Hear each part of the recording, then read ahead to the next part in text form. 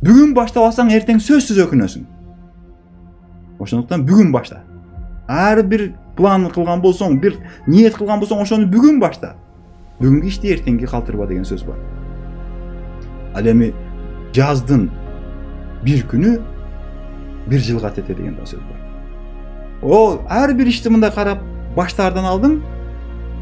Бизге маалымат болуш керек. Ошол кыла турган ишиң жөнүндө, бизнесиң жөнүндө, же бир ишкерлигиң жөнүндө сөзсүз маалыматың болуш керек.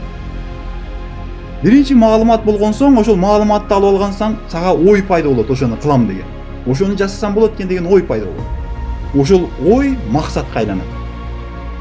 Ал эми максаттан иш аракетке өтсөң, сөзсүз натыйжасын көрөт.